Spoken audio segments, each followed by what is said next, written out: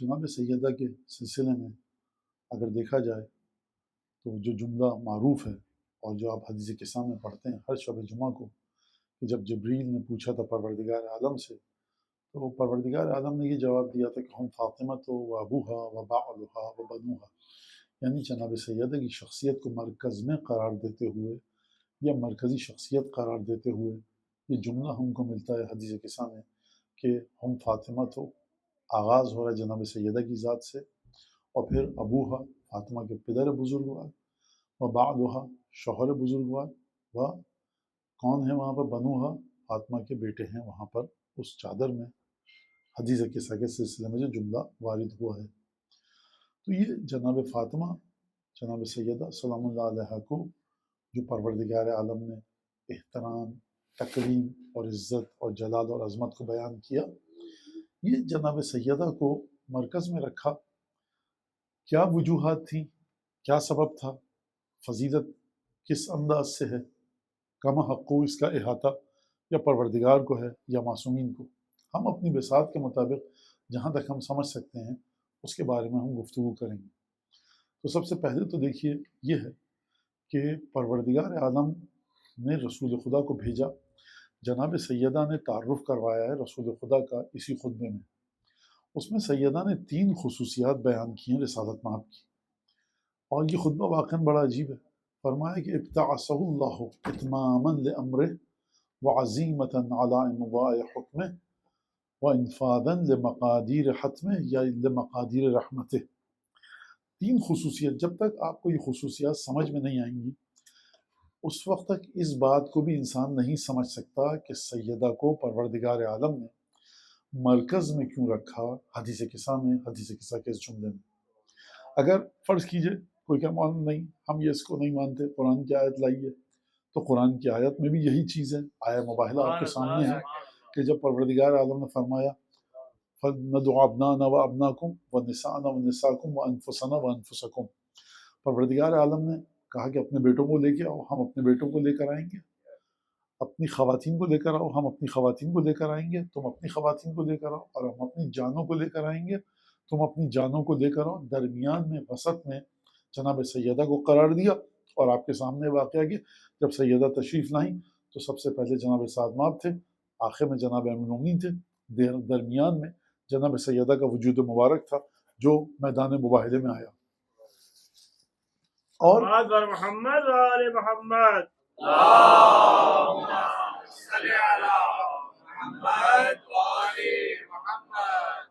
اور اگر آپ حدیث قصہ میں دیکھیں تو سب سے آخر میں کون داخل ہوا ہے چادر میں؟ سب سے آخر میں حدیث قصہ کے اس جملے کے مطابق کہ جناب امام سید الشہداء امام حسن مجتبیٰ امیر المومنین، اور سب سے آخر میں جناب سیدہ تشریف لائی ہیں۔ اور پھر جناب سیدہ کا جملہ ملتا ہے وہاں پر فَلَمَّا اكْتَمَلْنَا جَمِيعًا تحت الكساء، جب ہماری تعداد مکمل ہو گئی چادر کے نیچے۔ میں آپ سے ایک سوال کرتا ہوں، وہ یہ کہ اس وقت آپ حضرات یہاں بیٹھیں اور اگر آپ میں سے کوئی اٹھ کر یہ کہے کہ مولانا ہماری تعداد مکمل ہو گئی ہے، جن کو آنا تھا آج امام باڑے میں وہ آ چکے ہیں، اب کوئی نہیں آئے گا، تو میں آپ سے پوچھوں گا کہ آپ کو کس نے بتایا ہے کوئی اور نہیں آئے گا؟ کیا دلیل ہے؟ اس کا مطلب یہ کہ جناب سیدہ کے علم میں ہے، اور یہ حادثاتی طور پر ایسا نہیں ہوا کہ رسول خدا مدینے سے گزر رہے تھے گلی سے، انی اجد فی بدنی ضعفا، کمزوری کا احساس ہوا، بیٹی کے گھر میں تشریف لائیں، قصہ یمانی دو، مجھے اڑا دو۔ یہ پورا کا پورا واقعہ ایک عجیب سلسلہ ہے، اور جناب سیدہ نے کہا کہ میں آپ کو خدا کی پناہ میں دیتی ہوں کمزوری اور ضعف سے اور نقاہت سے، اور اس کے بعد آیت اتری ہے۔ اس کا مطلب یہ ہے کہ کوئی ایسا مقام ہونا چاہیے تھا کہ جہاں پر رسالت مآب یہ بتائیں کہ پروردگار یہ میرے گھر والے ہیں، اور اگر گھر والوں کی تعداد اور شخصیات معین ہیں تو حتیٰ گھر کوئی ایسا نہ ہو کہ جو یہ شخص کوئی شخص یہ کہہ سکے کہ آیت اتھی میرے گھر میں اتری تھی۔ آیت اتھی کہیں بھی اتر سکتی ہے، لیکن اس فضیلت سے بھی پروردگار نے محروم رکھا ہر ایک کو، اور کہا کہ گھر بھی فاطمہ کا ہوگا، شخصیت بھی فاطمہ کی ہوگی۔ لہٰذا جناب سیدہ جو فرمانی فَلَمَّا اكْتَمَلْنَا جَمِيعًا تحت الكساء، ہماری تعداد جب اکتمال یعنی مکمل ہو گئی، کامل ہو گئی، تو پھر اس کے بعد گفتگو شروع ہوئی جو جناب سیدہ نے گفتگو وہاں پر بیان فرمائی اور آپ حدیث کے سامنے پڑھتے ہیں. تو اس کا مطلب یہ ہے کہ تعداد مکمل ہوئی ہے سیدہ کے ذریعے، مرکز سیدہ قرار پائی ہیں. اب اس کو میں آپ کے سامنے پیش کروں. جو میں نے آپ کے سامنے خطبے کا جملہ ایک پیش کیا، اس میں سیدہ یہ فرما رہی ہیں کہ خداوند تبارک و تعالیٰ نے میرے پدر بزرگوار کو ابتعثہ اللہ اتماما لامرہ، خدا نے مبعوث کیا، بعثت دے کر بھیجا، رسول بنا کر بھیجا. کیوں بھیجا میرے بابا کو؟ اتماما لامرہ، ایک امر الہی ہے اس کو تمام کرنے کے لیے، اس کو مکمل کرنے کے لیے کہ وہ پایہ تکمیل تک پہنچ جائے، کمپلیٹ ہو جائے، خدا کا امر. وعزیمتاً علی امضاء حکم، خدا نے بھیجا رسول خدا کو اس لیے کہ عزیمتاً علی امضاء حکم. امضاء کس کو کہتے ہیں؟ جاری کر دینے کو، امپلیمنٹیشن کو امضاء. حکم کس کو کہتے ہیں؟ Order, verdict. کہ پروردگار عالم نے جو حکم کرنا تھا پروردگار کو، اس کو پایہ تکمیل تک پہنچانے کے لیے، اس کے امپلیمنٹیشن کے لیے رسول خدا کو بھیجا. عزیمت کا مطلب کیا ہے؟ عزیمت کا مطلب یہ ہے کہ آپ نماز میں الحمد کے بعد کون سی سورہ پڑھتے ہیں؟ اجازت ہے کوئی سی بھی سورہ پڑھ لیں، یہ ہے رخصت. آپ کیا روایت میں آئے کہ گلاب کا عطر لگا کر پڑھیں، چمیلی کا عطر لگا کر پڑھیں، کوئی خاص پرفیوم عطر لگا کر پڑھیں؟ کیا روایت میں واجب ہے کہ آپ فلاں رنگ کے کپڑے پہن کر نماز پڑھیں؟ یہ رخصت ہے، آپ کے اوپر چھوڑ دیا، جو جی چاہے کیجئے. عزیمت کیا ہے؟ کہ حرام نہ ہو، نجس نہ ہو، لوٹ کا نہ ہو، یہ عزیمت ہے. سورہ الحم کے بعد کوئی بھی پڑھیے، رخصت ہے. لیکن الحم پڑھنا آپ پر واجب ہے، بغیر الحم کے آپ کی نماز نہیں ہوگی، تو یہ عزیمت ہے. یعنی وہ چیز کہ خدا جس کے چھوڑنے پر راضی نہ ہو، یہ عزیمت ہے. اور وہ چیز جس کو خدا اجازت دے دے کہ چھوڑ لو، سبسٹیٹیوٹ کو اختیار کر سکتے ہو، یہ رخصت ہے. جناب سیدہ فرما رہی ہیں کہ خداوند تبارک و تعالیٰ نے میرے بابا کو رسول بنا کر بھیجا، عظیمتاً علی امضاء حکم. پروردگار عالم کا جو فائنل ورڈکٹ آنی تھی، جو فائنل حکم اور آرڈر آنا تھا، عظیمتاً پروردگار عالم کا وہ ارادہ جس کے سلسلے میں پروردگار کوئی تبدیلی نہیں لائے گا، اس حکم کو پایہ تکمیل تک پہنچانے کے لیے، اس حکم کی امپلیمنٹیشن اور اجرا کے لیے پروردگار عالم نے میرے بابا کو بھیجا. دیکھیے پروردگار عالم قرآن میں اپنا ایک مزاج بتا رہا ہے، وہ کیا ہے؟ ید اللہ مغلولہ. یہودیوں نے کہا کہ خدا کے دونوں ہاتھ بندھے ہیں، خدا نے کہا غلت ایدیہم، ان کے ہاتھ بندھے ہیں، وَلُعِنُوا بِمَا قَالُوا، اور یہ لعنت کے مستحق ہیں جو بات انہوں نے کہی، تو خدا کے دونوں ہاتھ کھولیں. اس سے مراد کیا خدا کے دونوں ہاتھ کھولیں؟ خدا کے ہاتھ ہوتے ہیں کیا؟ یہ علماء نے بعض جگہ پر فرمایا کہ یہ عقیدہ بدع کے مطابق ہے، عقیدہ بدع کے متعلق ہے. کیا مطلب؟ یعنی خدا جب چاہے اپنے جس فیصلے میں کسی بھی وقت تبدیلی کر سکتا ہے، لیکن رسول خدا کو بھیجنا خود خداوند تبارک و تعالیٰ کی طرف سے. جناب سیدہ یہ فرما رہی ہیں کہ دیکھو میرے بابا کو جو بھیجا گیا یہ وہ فیصلہ ہے جس میں خدا کوئی تبدیلی نہیں کرے گا. دیکھیے بہت باریک سی بات ہے، آسان ہے، کوئی مشکل بات نہیں، لیکن سمجھیے اس کو. وہ یہ کہ خدا رسول خدا کو بھیج چکا ہے، بھیجنے کے بعد ایک امر کو، اپنے ایک ورڈکٹ کو، ایک ڈکری کو پروردگار جاری کرے گا. یعنی رسول خدا خدا کی اس مشیت کا، خدا کے اس ارادے کا حصہ ہیں. آغاز اسٹارٹ ہو رہا ہے ذات رسول خدا سے، اور یہ ارادہ آگے تک جائے گا. ہے کہ نہیں ایسا؟ فرما رہی بی بی خدا نے بھیجا میرے بابا کو عظیمتاً علی امضاء حکم، ایک حکم ہے خدا کا جو جاری ہوگا اس کے لیے بھیجا، اور انفاذاً لمقادیر رحمت یا لمقادیر حتم، اور پروردگار نے جاری کرنے کے لیے بھیجا، نافذ کرنے کے لیے بھیجا، امپلیمنٹیشن کے لیے بھیجا، اپلائی کرنے کے لیے بھیجا میرے بابا کو. کس وجہ سے؟ لمقادیر حتم.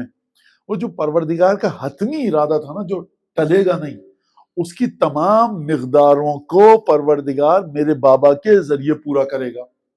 آپ ذرا سا سوچئے، تمام کے تمام پروردگار کے جو ارادے ہیں ان کی مقدار کو خدا رسول خدا کے ذریعے پورا کرے گا. واقعاً عجیب بات ہے. اب اگر آپ جا کر دیکھیں کہ کون سے ارادے ہیں پروردگار عالم کے جو حتمی ہیں، جو نہیں ٹلیں گے. بارش ہو سکتا ہے کل ہو سکتا ہے کل نہ ہو. آپ سے کہیں پروردگار کل بارش برسائے گا، ہو سکتا ہے برسا دے. ابھی ہوئی ہے صاحب 10-20 میٹر بارش ہوئی ہے فرض کیجئے کہیں پر، ہو سکتا ہے کل پھر برسا دے. اچھا کل برف آ سکتی، ہو سکتا ہے آ جائے، ہو سکتا ہے نہ آئے، آئی تو نہیں آج تک اس مہینے میں، لیکن آپ کے مولانا ہو سکتا ہے، تو آپ کو نہیں پتا۔ لیکن میں آپ سے پوچھوں گا قیامت کل آ سکتی ہے، آپ کو ہو سکتا ہے آ جائے، پرسوں آ سکتی ہے، ہو سکتا ہے آ جائے، ہو سکتا ہے پرسوں نہ آئے، وہاں سب کچھ ہو سکتا ہے۔ تو بہت ساری باتوں کے بارے میں آپ کو علم نہیں ہے، لیکن قرآن مجید کے مطابق دو باتیں میں آپ کے سامنے پیش کروں گا کہ پروردگار عالم نے کہا ہے کہ ہمارے پاس بدا کا اختیار ہے، ہم چاہیں تو چیزوں کو آگے اور پیچھے کر سکتے ہیں۔ جناب موسیٰ کی قوم پر جب ظلم ہو رہا تھا، بنی اسرائیل پر، انہوں نے گریہ کیا، توسل کیا، خدا کی بارگاہ میں رسم عبودیت کو بجا لائے، عبادتیں کی، پروردگار یہ فرعون اور فرعونیان ہم پر ظلم کر رہے ہیں۔ تو جناب موسیٰ کی ولادت کو 40 برس پہلے خدا کھینچ کر لے آیا، اور وہ ولادت جو 40 برس کے بعد ہونی تھی وہ 40 برس پہلے ہو گئی۔ لہٰذا یہ گریہ، دعا، توسل کے ساتھ پروردگار عالم چیزوں کو لے کر آ سکتا ہے۔ مشکلات میں گرفتار ہے انسان، کسی پریشانی میں نہیں ٹل رہی، ایک دفعہ آپ نے خوب اچھی طرح سے توسل کیا، وہ مشکل دور ہو گئی، اس کا مطلب ہے کہ مشکل دی بھی خدا نے تھی، ہٹائی بھی خدا نے۔ تو پروردگار اگر تجھے ہٹانا تھا تو دی کیوں تھی، اور دی تھی تو ہٹائی کیوں؟ خدا کہے گا یہ ہمارے ارادے ہیں، اس کی مشیت کو، حکمت کو، وزڈم کو، اس کے پیچھے چھپے ہوئے ریزن کو ہم جانتے ہیں، تم نہیں جانتے۔ ہم چاہتے ہیں تم دعا کرو تاکہ ہم تم پر سے تکلیف ہٹا دیں۔ اب اس کی گہرائی کیا ہے یہ پروردگار عالم دعا کے سلسلے میں آپ سب کو پتہ ہے۔ اگر آپ جا کر دیکھیں قرآن میں تو دو چیزیں، ایک تو چیز وہ کہ جو پروردگار عالم نے سورہ فتح میں بیان فرمائی ہے، کیا فرمائی ہے؟ هو الذی ارسل رسولہ بالہدی ودین الحق لیظہرہ علی الدین کلہ۔ خدا نے دین حق کے ساتھ، پروردگار عالم نے ہدایت کے ساتھ رسول خدا کو بھیجا۔ کیوں بھیجا؟ اب یہ وہ ارادہ ہے جس میں تبدیلی نہیں آ سکتی۔ لیظہرہ علی الدین کلہ، دین رسول خدا کو، مرضی رسول خدا کو تمام ادیان پر غالب کر دے۔ اب یہاں پر مفسرین نے بہت سی باتیں کہی ہیں، دین سے مراد کیا ہے، دین سے مراد ادیان ہے اور مصدر ہے، اس میں جنس ہے، کیا اس طرف مجھے نہیں جانا، آپ کا بھی وقت ضائع ہوگا، نہ میری سمجھ میں یہ زیادہ باتیں آتی ہیں نہ آپ کو سمجھا پاؤں گا، لہٰذا اپنی سطح کے مطابق بات کروں آسان الفاظ میں کہ پروردگار نے کہا اس لیے رسول خدا کو بھیجا تاکہ اس دین کو غالب کرے۔ کس پر غالب کرے؟ تمام ادیان پر۔ لہٰذا ایک تو چیز ہے، دوسری چیز کیا ہے؟ یریدون لیطفئوا نور اللہ بافواہہم، یہ کافر منافق چاہتے ہیں کہ اپنے منہ کے ذریعے خدا کے نور کو بجھا دیں۔ واللہ متم لنورہ، پروردگار عالم اپنے نور کو مکمل کر کے رہے گا، چاہے کافروں کو، منافقوں کو، مشرکوں کو کتنا ہی ناگوار کیوں نہ گزرے۔ تو پروردگار یہ بیان فرما رہا ہے کہ میرے دو ارادے حتمی ہیں، ایک ارادہ قیامت بھی ہے لیکن اس کا ہم سے کوئی تعلق نہیں ہے۔ ہم سے کس چیز کا تعلق ہے؟ خدا کا دین غالب آئے تاکہ اس کے فائدے ہم دے سکیں۔ ہم سے کس چیز کا تعلق ہے؟ کہ خدا کا نور مکمل ہو کر رہے۔ تیسری چیز کیا ہے کہ جو پروردگار عالم فرمایا وَتَمَّتْ کَلِمَتُ رَبِّكَ صِدْقًا وَعَدْلًا، تمہارے رب کا کلمہ صدق اور عدل کے ساتھ مکمل ہو کر رہے گا اور ہو چکا ہے۔ لا تبدیل لکلمات، خدا کے کلمات میں کوئی تبدیلی نہیں ہے۔ پروردگار نے کیا فرمایا؟ ایک کلمہ ہے جو مکمل ہو کر رہے گا اور اس کے کلمات میں کوئی تبدیلی نہیں ہے۔ یہاں فرمایا کلمات، پہلے حصے میں کہا کلمہ، تو یہاں کلمات سے مراد ائمہ معصومین ہے، کلمے سے مراد ہے ذات حضرت حجت کہ وہ مکمل ہو کر رہے گی۔ اب آپ نے دیکھا کہ پروردگار عالم نے رسول خدا کو اس لیے بھیجا کہ اگر جناب رسالت مآب نہ ہوتے، جناب امیر کس کی آغوش میں آتے؟ خانہ کعبہ کی جدار جب شق ہوئی، جناب سید الشہداء اور امام حسن مجتبیٰ کس کے وارث قرار پاتے؟ امامت کا سلسلہ کیسے چلتا؟ ایک کے بعد ایک امام آ کر یہ کیسے کہتا کہ ہم نے جو کچھ بھی لیا ہے ورثے میں اپنے نانا رسول خدا سے لیا ہے؟ تو پروردگار عالم کا حتمی ارادہ یہ نہیں ہے صرف کہ رسول خدا کو بھیج دے، بلکہ حتمی ارادہ یہ ہے کہ رسول کو اس انداز سے بھیجے کہ 12 جانشین آئیں۔ اب آپ یہ سوال پوچھ سکتے ہیں مولانا جناب سیدہ کا کیا تعلق ہے؟ آیت تطہیر میں نے خطبے میں آپ کے سامنے پڑھی ہے۔ دیکھیے تعلق سیدہ کا یہ ہے کہ ہم زیارت جامع کبیرہ میں ایک جملہ پڑھتے ہیں، وہ کیا جملہ ہے؟ السلام علیکم یا اہل بیت النبوہ، 12 اماموں پر سلام کرتے ہیں ہم ان کو، اور اس کے بعد کہتے ہیں کہ سلام آپ پر اے نبوت کے گھر والوں۔ ایک تو نبوت کے گھر والے، یہ معصومین نبوت کے گھر والے کیسے قرار پائے؟ سوال سمجھ میں آیا آپ کی؟ خدا چاہتا ہے اپنے نور کو قیامت سے متصل کرے، خدا چاہتا ہے دین رسول خدا کو تمام ادیان پر غالب کرے، نہ خدا کا نور ابھی تک متصل ہو چکا ہے قیامت سے، اور نہ خدا کا دین غالب آیا تمام ادیان پر۔ دین خدا مظلوم ہے، مقہور ہے، کوئی حیثیت نہیں ہے دین خدا کی، اور نہ اس وقت قیامت آئی ہے کہ کہا جائے یہ نور قیامت سے متصل ہوگا۔ یہ کب متصل ہوگا؟ کہ جب 12 اماموں کی تعداد اس انداز سے مکمل ہو کہ حضرت حجت غیبت سے ظہور کے مرحلے پر آئیں، اور یہ اس وقت ممکن ہے کہ جب حضرت حجت کا ظہور قیامت سے متصل ہو اور ایک آخری زمانے میں خدا کا دین تمام ادیان پر غالب آئے۔ تو یہ جو امامت کا سلسلہ چلا، یہ چلا تو کس ذات کے ذریعے چلا؟ سوال، یہ چلا اس ذات کے ذریعے کہ جس کے وجود کا ایک حصہ ہے جناب امیر کا ہم پلہ، اور دوسرے حصے کا تعلق ہے رسالت مآب سے۔ جناب سیدہ کی ایک خصوصیت یہ ہے کہ رسول خدا کی روح ہیں جو رسول خدا کے پہلو میں ہے۔ دوسری خصوصیت یہ ہے کہ جناب سیدہ امیر مومنین کی ہم پلہ ہیں۔ اور اب اگر آپ سے کوئی پوچھے آ کر، یا لوگوں نے ائمہ سے پوچھا کہ یبنا رسول اللہ، اے امام حسن، اے امام حسین، اور دیگر ائمہ سے، کس طرح سے آپ کی امامت کا سلسلہ چلا، کس طرح سے آپ میں رسالت کی خوشبو بھی ہے، امامت کا عطر بھی ہے، اور ائمہ نے جواب دیے اس کے مختلف، لیکن آپ کے سامنے میں یہ عرض کروں، اگر نہ ہوتی ذات سیدہ تو رسالت اور امامت کو میراث میں لے کر کون اپنی اولاد کو منتقل کرتا؟ اور جب یہ منتقل نہ ہو پاتی تو آپ کس کو مخاطب کرتے؟ السلام علیکم یا اہل بیت النبوہ۔ یعنی پوری کی پوری امامت اور رسالت، اب سمجھ میں آیا آپ کے مرکز میں کیوں رکھا سیدہ کو خداوند تبارک و تعالیٰ نے؟ یعنی رسالت اور امامت اور تسلسل امامت سب کا سب سیدہ کے وجود بابرکت کے ذریعے آگے بڑھا۔ اگر سیدہ نہ ہوتی تو رسول خدا کے کمالات کس میں منتقل ہوتے؟ اگر سیدہ نہ ہوتی تو جناب امیر کا ہم پلہ کون ہوتا؟ اگر سیدہ نہ ہوتی، کس وجود کے اندر اس طرح سے نورانیت ہو کہ رسالت سے بھی تعلق ہو، امامت سے بھی تعلق ہو، اور تسلسل امامت آگے بڑھے؟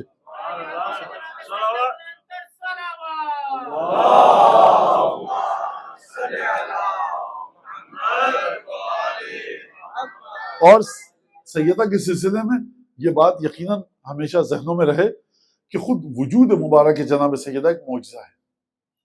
تمام ائمہ معجزہ ہیں، رسول خدا خود معجزہ ہیں، لیکن جناب سیدہ کی ذات ایک بڑا علیحدہ معجزہ ہے۔ وہ کیسے؟ آپ دیکھیے، میں مسلسل عرض کرتا چلا آیا ہوں ان ایام میں کہ سیدہ جن ہستیوں کے درمیان ہیں، 13 وہاں پر مرد ہیں، یہ ایک اکیلی بیوی مستورات میں سے۔ ایک اختلاف یہ ہے۔ دوسرا اختلاف یہ سیدہ کا ان 14 معصومین میں کہ 14 معصومین میں یا ایک آپ کو رسول ملے گا، 12 امام ملیں گے۔ سیدہ نہ امام ہے نہ رسول ہے، تو پھر اس جمع میں، اس اجتماع میں سیدہ کے وجود کی حقیقت اور حیثیت کیا ہے؟ سیدہ کے وجود کی حقیقت اور حیثیت یہ ہے کہ رسالت اور امامت کو تسلسل امامت سے جوڑنے والی ذات سیدہ کی۔ اور یہاں پر اب یہاں تک اگر بات آ گئی تو آیت تطہیر کو دیکھیے آپ، انما یرید اللہ لیذھب عنکم الرجس اہل البیت۔ خدا یہ چاہتا، ترجمہ آپ سب کو علم ہے اس کا، خدا یہ چاہتا ہے کہ ارادہ کیا ہے خدا نے کہ تم اہل بیت سے ہر نجاست کو دور کرے، ہر طہارت تم کو عطا کرے۔ خدا اگر یہ کہہ دیتا کہ اہل بیت میں سوائے طہارت کے کچھ نہیں ہے تو خود بخود بات سمجھ میں آ جاتی کہ کوئی نجاست نہیں ہے۔ خدا کہہ دیتا ہر نجاست کو تم سے دور کیا تو خود بخود سمجھ میں آ جاتا جب نجاست دور ہو گئی تو سوائے طہارت کے کچھ نہیں ہے۔ لیکن اہل بیت کے سلسلے میں جو مثبت اور منفی پہلو ہیں، ان دونوں کے سلسلے میں خدا نے بشر سے اختیار کو چھین لیا کہ تم اپنے ذہن سے اہل بیت کو مت سمجھو۔ مثبت پہلو کیا؟ انما یرید اللہ لیذھب عنکم الرجس، منفی پہلو کہ تم سے نجاست کو دور کیا۔ نجاست منفی چیز ہے، دور ہے تم سے، نہیں آئے گی تمہارے پاس، نہ تم نجاست کے پاس جاؤ گے۔ اور یطہرکم تطہیرا، ہر طہارت تم کو دے دی۔ جب یہ طہارت دے دی اور مرکز اس آیت کا جناب سیدہ ہیں، تو رسول خدا نے کیا فرمایا تھا؟ یہ مباہلے کے وقت نازل ہوئی آیت، اور آیا مباہلہ اور آیت تطہیر، اگر آپ کہا جائے دونوں جڑواں بہنیں ہیں ایک لحاظ سے۔ تو جب چلے رسالت مآب تو گھر کے دروازے پر کھڑے ہو کر رسالت مآب نے چادر کو لیا، آپ سب کے سامنے واقعہ موجود ہے، دائیں ہاتھ سے آسمان کی طرف اشارہ کیا اور فرمایا پروردگار اللہم ان ہؤلاء اہل بیتی وحمتی وخاصتی، جملہ آپ کو یاد ہے، یحزننی ما یحزنہم، یہ جو چیز ان کو غم دیتی ہے وہ مجھے غمگین کرتی ہے. یؤلمنی ما یؤلمہم، جو چیز ان کے رنج و الم کا باعث بنتی ہے وہ میرے رنج و الم کا باعث ہے. اور دوسری جگہ پر یہ بھی یسرنی ما یسرہم، مجھے خوش کرتی ہے وہ چیز جو ان کو خوش کرتی ہے. دیکھیے خوشی اور غم، غضب، غصہ، ناراضگی اور رضامندی اگر کوئی معیار ہے کسی کا تو رسول خدا کی.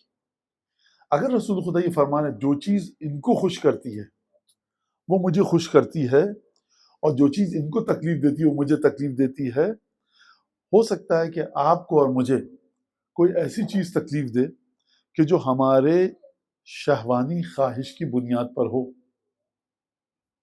ہے نا. تو کوئی صاحب ٹیلی ویژن دیکھ رہے تھے، اس پہ کوئی نامناسب چیز آ رہی تھی، میں نے آ کے بند کر دیا، وہ غضبناک ہو جائے گا. تو یہ غضبناک ہونا اس کی کوئی حیثیت نہیں ہے. کب ایک انسان اس مرحلے پر پہنچتا ہے کہ اس کا غضب، اس کی رضامندی، اس کی خوشی، اس کا غم، اس کی تکلیفیں خدا کی مرضی کا آئینہ بنے. اگر یہ تکلیف میں ہے تو سمجھ لو کہ یہ تکلیف جو دے رہا ہے گناہ کبیرہ انجام دے رہا ہے. اگر یہ شخص، یہ ہستی، یہ انسان، یہ ذات خوش ہے، اس کے چہرے پر مسکراہٹ ہے، تو سمجھ لو کہ خدا مسکرا رہا ہے. اگر اس کے چہرے پر غضب، ناراضگی، خفگی کے آثار ہیں تو سمجھ لو خدا خفا ہے. چھٹے امام سے آ کر پوچھا کہ راوی نے کہ یا ابن رسول اللہ، یہ کیا سلسلہ ہے جو کہتے ہیں خدا ناراض ہوتا ہے، خدا غمگین ہوتا ہے، اس کا معنی کیا ہے؟ تو چھٹے امام نے جواب دیا، خدا نہ ناراض ہوتا ہے نہ خوش ہوتا ہے جیسے ہم انسان خوش ہوتے ہیں، لیکن خدا نے کچھ بندوں کو اس طرح سے خلق کیا ہے کہ ان کی ناراضگی خدا کی ناراضگی، ان کی خوشی خدا کی. لہٰذا اگر اب یہاں پر آ کر جیسے آدماں فرما رہے ہیں جو چیز ان کو خوش کرتی ہے وہ مجھے خوش کرتی ہے، اس کا مطلب یہ ہے کہ ان کی روح میں اتنی یگانگی ہے، اتنی قربت ہے، اتنی سملیرٹی ہے. اور یہ لفظ اس سے آگے کا لفظ نہیں ہے میرے پاس خود کی. رسول خدا فرمان ہے انہم منی وانا منہم. یہ ایسا نہیں کہ میری سنت پر چلتے ہیں علی، حسن، حسین، فاطمہ، یہ میری سنت پر چلتے ہیں، یہ مجھے دیکھ دیکھ کے نمازیں پڑھتے ہیں. انہم منی وانا منہم، جوہر وجودی ایک ہے. اگر جوہر وجودی ایک ہے تو فرمان ہے رسول خدا کہ میری اور ان کی روح میں اتنی قربت ہے کہ جو چیز ان کو بری لگتی ہے وہ مجھے بری لگتی ہے. اگر اس مرحلے پر یہ بات ہے، اور آیا مباہلہ کو بھی جوڑ دیجئے کہ جو پروردگار عالم نے زبان کی عصمت کی ذمہ داری لی، کہاں پر لی؟ آیا مباہلہ کے آخر میں فَنَجْعَلْ لَعْنَةَ اللَّهِ عَلَى الْكَاذِبِينَ، خدا کی لعنت کو جھوٹوں پر ہم رکھیں گے. ہم رکھیں گے خدا پر جھوٹوں کی لعنت کو. آپ کیوں رکھیں گے اے اہل بیت؟ جھوٹوں پر تو خدا کی لعنت ہے. تو فرمایا کہ ان کو اختیار ہے کہ خدا کی لعنت اور رحمت کو جس طرف چاہیں دھکیل دیں. فَنَجْعَلْ لَعْنَةَ اللَّهِ عَلَى الْكَاذِبِينَ. اب اگر تو یہ کس کی ضمانت ہے آیا مباہلہ؟ زبان کی. اب میں آپ سے پوچھتا ہوں، یہ صرف زبان کی علامت ہے؟ نہیں. کون سی زبان ہے جس کی قدر و قیمت بہت زیادہ ہے؟ کون سی زبان ہے کہ جس کی خدا اس طرح سے ذمہ داری لے کہ اس زبان میں اتنی طہارت ہے؟ یہ خدا نے ذمہ داری دی. رسول خدا نے کیا فرمایا جانتے ہیں آپ؟ رخ کیا ان چاروں ہستیوں کا، کہا کہ دیکھو جب میں دعا مانگوں تو تم آمین کہنا. اس کا مطلب کیا ہے؟ اس کا مطلب کہ مسلمانوں دیکھو ہر چیز پہ سنت رسول کی بات کرتے ہو یا نہیں کرتے؟ تو میں جب دعا مانگی میں نے تو ان سے کہا کہ آمین کہو کہ نہیں کہو؟ اس سنت کو کیوں بھول گئے؟ دعا اس طرح سے کرو کہ تمہاری دعا میں تاثیر ایسی ہو کہ علی و فاطمہ و حسن و حسین آمین کہیں. تو یہ زبان کی جو ذمہ داری لی خدا نے آیا مباہلہ میں، رسول خدا نے اپنی اس حدیث میں، اس کا مطلب کیا ہے؟ زبان اس وقت تک پاک ہو نہیں سکتی جب تک کہ روح پاک نہ ہو. دل میں بغض ہے، کینہ ہے، حسد ہے، تہمت ہے، غیبت ہے، زبان آپ کی پاک نہیں ہے، میری پاک نہیں ہے. یعنی قلب اتنی طہارت کی منزل پر ہو کہ جب آپ گفتگو کریں تو یہ کہہ سکیں کہ ہم لعنت خدا کو رکھیں گے. زبان ایک گوشت کا ٹکڑا ہے، آپ کے ارادے سے متحرک ہوتا ہے، ہلتا ہے. آپ کا ارادہ آپ کے دل سے نکل کر آتا ہے. قلب میں اتنی پاکیزگی ہو کہ یہ زبان جب چلے تو خداوند تبارک و تعالی توجہ کرے. قرآن کی آیت کی طرف چلیے، الہی یصعد الکلم الطیب والعمل الصالح یرفعہ. جو کلمہ طیب ہے وہ خدا کی جانب پرواز کر کے جاتا ہے، اور عمل صالح اس کلمہ طیب کو بلندی عطا کرتا ہے۔ یعنی آپ جو لا الہ الا اللہ کہہ رہے ہیں، میں جو لا الہ الا اللہ کہہ رہا ہوں، ثواب اس کا ہے۔ کتنا ثواب ہے؟ کیا اس لا الہ الا اللہ کا جو میں کہہ رہا ہوں وہی ثواب ہے جو ابو الفضل عباس لا الہ الا اللہ کہیں تو ثواب ہے؟ نہیں ہو سکتا، کیونکہ عمل صالح جناب ابو الفضل عباس کا اس مقام پر ہے کہ جس مقام تک میں پہنچنے کا تصور بھی نہیں کر سکتا۔ اگر یہ سلسلہ ہے تو اس کا مطلب یہ ہے کہ زبان اس لیے بلند ترین ہے کہ عمل صالح بلند ترین ہے۔ اور عمل کب بلند ہوتا ہے؟ کہ جب خداوند تبارک و تعالیٰ قبول کرے۔ سیدہ کا عمل خدا نے کس طرح سے قبول کیا؟ ہو بہو سیدہ کی نماز رسول خدا کی نماز ہے۔ یہاں تک بات ہو گئی۔ اچھا، میں ایک حدیث اور آپ کے سامنے پڑھ دوں۔ خداوند تبارک و تعالیٰ نے جلدی جلدی خلاصہ بتاؤں، جب جناب سیدہ کو خلق کیا نور کی صورت میں، ملائکہ پریشان ہو گئے، سجدے میں گر گئے، پروردگار یہ کون سا نور ہے؟ خدا نے کہا اس نور کو میں نے اپنی عظمت کے نور سے خلق کیا، اور اس کے بعد اس نور کو میں اپنے آسمان میں رکھوں گا، اور یہ نور اس کو اس نبی کے صلب میں قرار دوں گا جس کو میں تمام انبیاء پر فضیلت دوں، اور اسی نور میں سے نکالوں گا اپنے خلفاء کے جو میرے امر کے مطابق ہدایت دیں گے۔ یعنی نور سیدہ سے نکل کر 11 امام آئے ہیں اس حدیث کے مطابق۔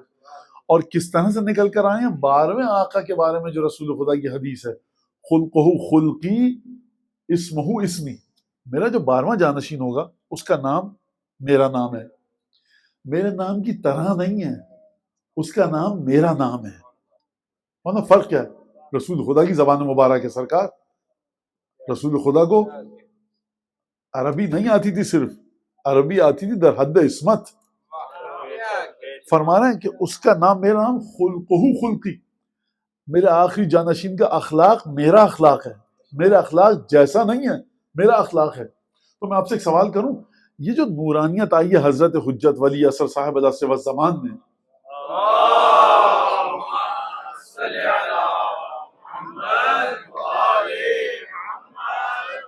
یہ جو نورانیت آئی ہے حضرت حجت میں، یہ کہاں سے آئی ہے؟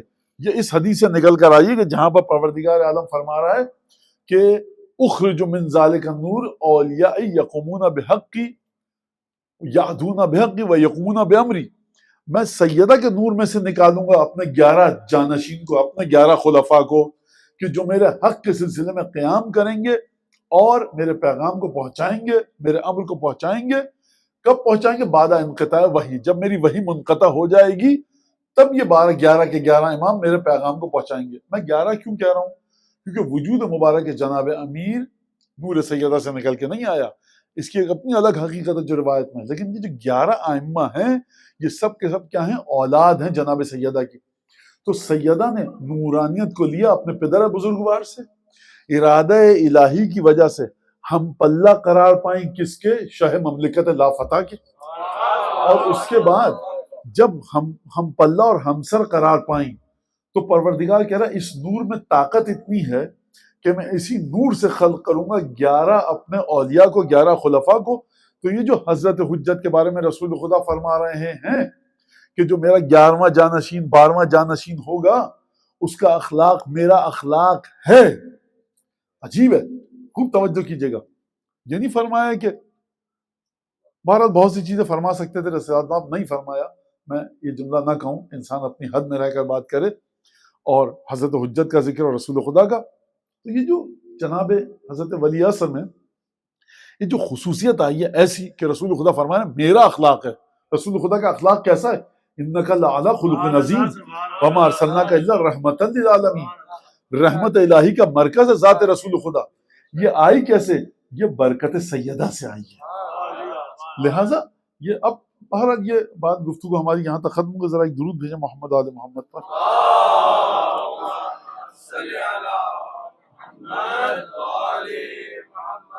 سیدہ نے جو اس خطبے میں 26-27 کے قریب واجبات گنوائے ہیں اور محرمات، ان کو جب گنوایا کہ ایمان سے بچنے، ایمان کے زیادتی کے لیے کیا کیا، شرک سے دوری کے لیے کیا کیا، چوری کو کیوں حرام کیا، فلاں چیز کو کیوں حرام کیا، فلاں چیز کو کیوں واجب کیا، یہ تمام چیزیں، تو اس کے بعد جا کر سیدہ نے ایک جملہ فرمایا وَنَحْنُ بَقِيَّةٌ اسْتَخْلَفَهَا عَلَيْكُمْ، دیکھو ہم رسول کی چھوڑی ہوئی وہ ذات ہیں کہ جس کو رسول تم پر چھوڑ کر گئے. امت پر رسول خدا کس کو چھوڑ کر جائیں گے؟ رسول خدا کا لبادہ بھی تھا، نالین بھی تھی، ذاتی استعمال کی اشیاء تھی، ان کو بھی چھوڑ کر گئے. سیدہ فرمانی ہیں دیکھو اہم ترین چیز جو رسول خدا چھوڑ کر گئے ہیں وہ ہماری ذات ہے. اس کو چھوڑ کر گئے، اس میں بھی کوئی بڑی بات نہیں ہے. اس میں ورنہ کیا ہو گیا؟ سب کو پتا ہے کہ سیدہ دختر ہیں، چھوڑ کر گئے. اگلا جملہ استخلفا علیکم، تم پر نگران چھوڑ کر گئے.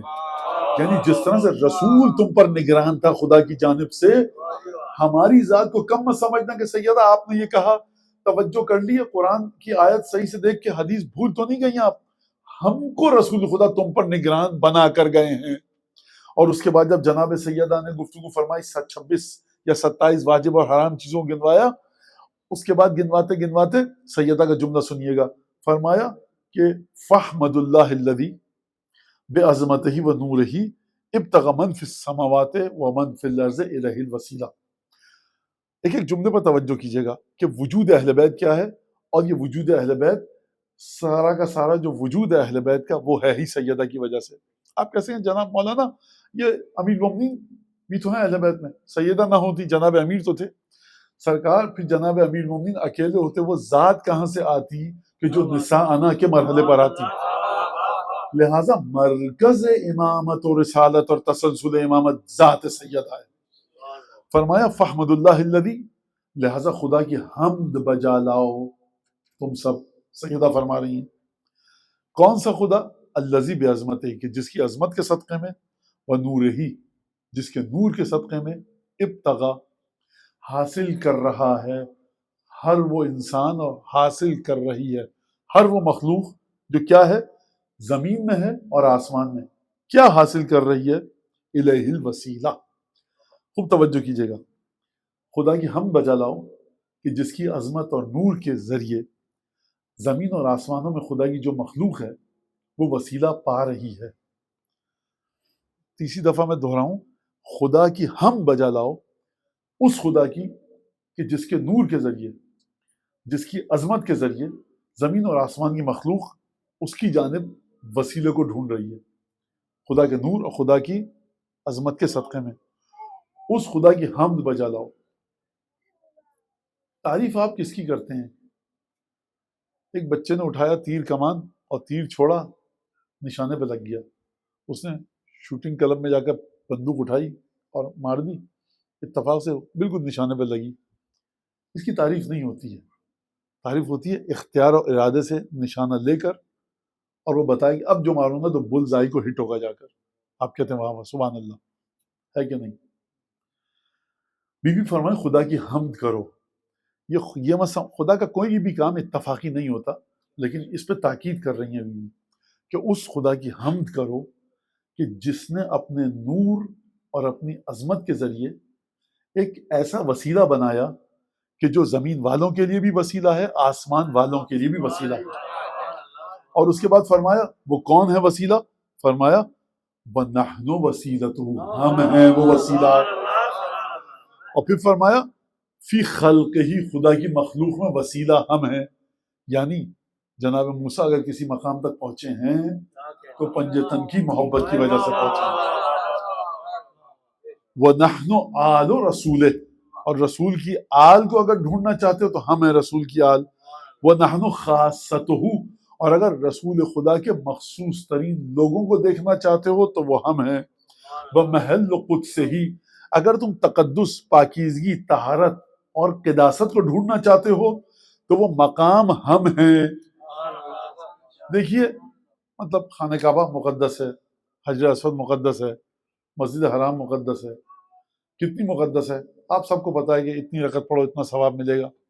لیکن اگر مرکز طہارت سے متصل نہ ہوا جائے، کسی کا تعلق پنجتن سے 12 امام سے نہ ہو تو وہ تقدس فائدہ نہیں پہنچائے گا. بی بی فرمانی ہے اصل میں محل تقدس ہم ہیں. پنجتن کی عظمت کو مان کر اگر خانہ کعبہ کی زیارت کو جاؤ گے تو تقدس کو حاصل کر سکتے ہو. وہ محل قدس ہی وَنَحْنُ حجت و غیب ہی، غیب خدا کا غیب مطلب چھپی ہوئی چیز. کیا دلیل ہے؟ آپ کے پاس کوئی دلیل ہے کہ جنت میں دودھ کی نہریں ہوں گی؟ مطلب قرآن میں آیا ہے، قرآن میں تو لفظ ہے قرآن. حقیقت قرآن کو بچایا کس نے؟ بی بی فرما رہی ہیں نحنو حجت و غیبے، جو خدا کے عالم غیب میں چیزیں ہیں اس کی دلیل ہم ہیں. یعنی آیت قرآن کو ثابت کون کرے گا کہ صاحب جنت میں یہ ہوگا؟ کتاب میں ایک چیز لکھی ہوئی ہے، انجیل میں ایک چیز لکھی ہے، توریت میں لکھی ہے، قرآن میں لکھی ہے. ثابت کیسے کریں گے آپ؟ اس کا مطلب جانتے ہیں کیا ہے؟ اگر قرآن آپ کے پاس ہو، اہل بیت گم ہو جائیں آپ سے، تو اب بہرحال خیر یہ ملک ایسا ہے کہ یہاں پر کوئی ڈر نہیں ہے، تو آپ کے پاس کسی کام کی کوئی چیز ہے نہیں. اگر اہل بیت آپ کے ہاتھوں سے چلے گئے، محل قدس سے ہی، تقدس الہی کا، وہ حجت و غیب ہی، تم کیسے سمجھو گے کہ عالم غیب میں کچھ ہو رہا ہے؟ وہ ہم تمہیں بتائیں گے، ہم اس کی دلیل غیب کی. وہ ورثت و انبیاء ہی، جتنے بھی خدا کے انبیاء ہیں اس کے وارث ہم ہیں. السلام علیکم وارث آدم صفت اللہ. اور سب آپ کو یاد ہے، میں وقت آپ کا نہیں لوں گا. اچھا میرا ایک سوال ہے، السلام علیکم وارث آدم صفت اللہ، نوح نبی اللہ، موسیٰ کلیم اللہ، عیسیٰ روح اللہ، یہ جو سب القابات ملے ہیں انبیاء کو، یہ کب ملے ہیں؟ اسماعیل ذبیح اللہ نہیں ہے زیارت میں، لیکن میں کہہ رہا ہوں سامنے ہے آپ کے، یہ کب ملے ہیں تمام انبیاء کو القابات اور یہ ٹائٹلز؟ امتحانات دیے، ہر نبی امتحان دیتا گیا اور ریلیونٹ ٹائٹل خدا سے لیتا گیا. یعنی تمام انبیاء کے جو معجزات ہیں اس کے وارث ہم ہیں. جب موسیٰ نے اتنے امتحان دیے ہیں، جب جا کر کلیم اللہ کا لقب ملا ہے، تو آپ اور جناب عیسیٰ تمام انبیاء کو دیکھیے، تو یہ اہل بیت کا مقام ہے کس مقام پر کہ جن کو تمام القاب، تمام ٹائٹلز ملے ہیں، اور اہل بیت کا امتحان ہوگا کس مرحلے پر؟ نہ ان کے امتحان جیسا کسی کا امتحان ہے، لہٰذا ان کو جو القابات اور انعامات ملے، ان کے انعامات جیسا کسی کو انعام مل سکتا ہے. لہٰذا یہ اس مقام پر ہے جہاں تک کوئی نہیں پہنچ سکتا. دعا القمہ آپ کے سامنے، درود پڑھیے سیدہ کی بارگاہ میں.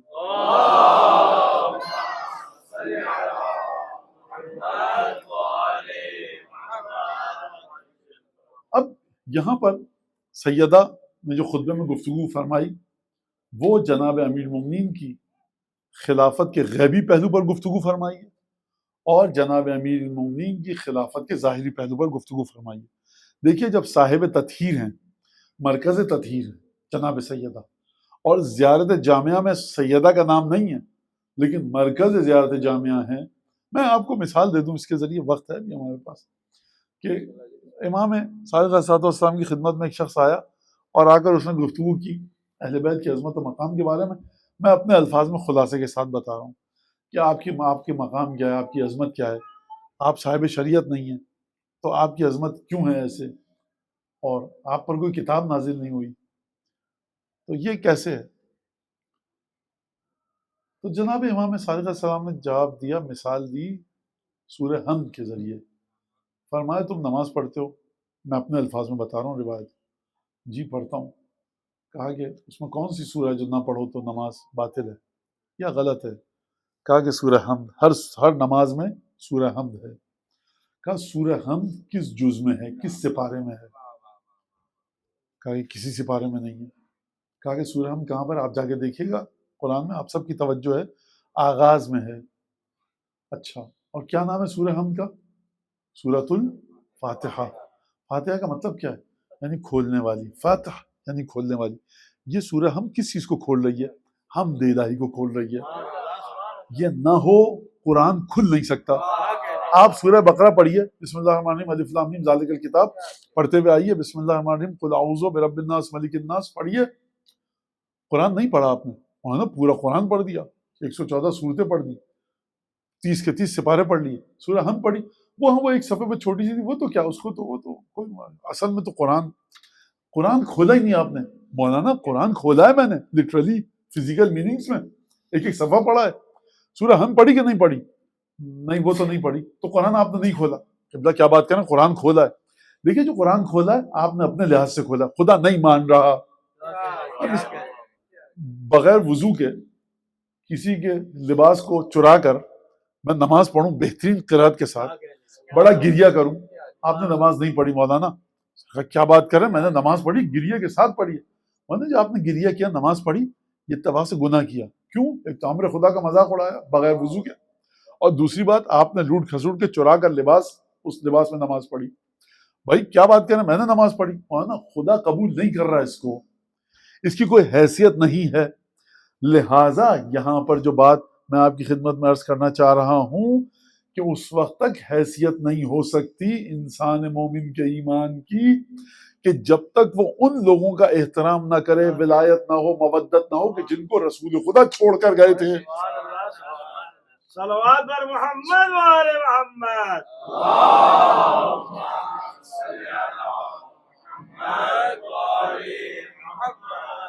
لہذا چھٹے امام نے فرمایا کہ سورہ ہم کسی بھی جز میں نہیں ہے. نماز اگر پڑھو گے بغیر ہم کے درست نہیں ہے، اور قرآن کی تلاوت کا آغاز نہیں ہو سکتا بغیر سورہ ہم کے. تو ہمیشہ یہ مت دیکھا کرو کون سی چیز کہاں پر ہے، دیکھو خدا نے کس چیز کو کہاں پر کس انداز سے رکھنے کا حکم دیا. اب جناب سیدہ نے یہ جو گفتگو فرمائی، یہاں پر میں کچھ گفتگو آپ کے سامنے پیش کروں اور وہ بات ختم کروں کہ جناب سیدہ نے سب سے پہلے جو گفتگو فرمائی وہ یہ کہ بڑے عجیب انداز ہے واقعاً، اور کس طرح سے اس کو بیان کرے کہ سیدہ نے جو آیات پڑھی ان کو جا کر دیکھیے گا آپ، مسجد میں آ کر خطبہ فتح جو دیا ہے، جو آیات پڑھی ہیں سیدہ نے ان آیات کو دیکھیے گا. کون سی آیات پڑھی ہیں جب عذاب سے ڈرایا ہے؟ فرمایا انا ابنۃ نذیر لکم، میں اس کی بیٹی ہوں جو تمہارے سامنے یہاں موجود ہے مسجد میں. سامنے سے مطلب پردہ لگایا گیا تھا مردوں اور خواتین کے درمیان، لیکن بہرحال میں سمجھانے کے لیے کہا تمہارے سامنے موجود ہوں اس مسجد میں کون ہوں؟ اس کی بیٹی ہوں جو تم کو خدا کے عذاب سے ڈراتا تھا. بیوی مسئلہ آپ کا پرسنل ہے، عذاب کہاں سے آ گیا؟ نہیں، یہ مسئلہ پرسنل نہیں ہے، کیونکہ ہم رسول خدا کی چھوڑی ہوئی میراث ہیں. ہماری بے احترامی کرو گے رسول خدا کی بے احترامی ہے. اور جناب امیر المومنین نے بڑا عجیب جملہ کہا کہ گواہی لاؤ باغ تمہارا ہے. تو جناب امیر نے فرمایا کہ اگر کوئی ثبوت نہ ہو، میں اس کو آسان کر کے بتاؤں، اگر سیدہ آئیں کسی بھی چیز کے بارے میں دعویٰ کریں کہ یہ میری ہے، گواہ نہ ہو، سیدہ کی نہ ہو وہ چیز، نہیں ہے سیدہ کی وہ چیز، اگر سیدہ آ کر کہہ دیں کہ میری ہے، پھر کیا کرو گے تم؟ دو گے یا نہیں دو گے؟ باغ تو تم نے غصب کر لیا. اگر سیدہ کسی ایسی چیز کے بارے میں آ کر کہہ دیں، اگر فرض کیجئے ایک امیجنری سچویشن، جناب امیر المومنین یہ فرضی کہانی نہیں سنا رہے، یہ سیدہ کی زبان کی طہارت کو بیان کر رہے ہیں کہ سیدہ اگر کہہ دیں یہ چیز میری ہے، اور جناب امیر نے فرمایا وہ چیز سیدہ کی نہ ہو، اور تم سے کہیں مجھے دو، تم گواہ مانگو گے؟ کہا کہ ہاں. کہا کافر ہو جاؤ گے. کہا کیوں؟ کیونکہ خدا نے سیدہ کی زبان کی ذمہ داری قرآن میں لی ہے.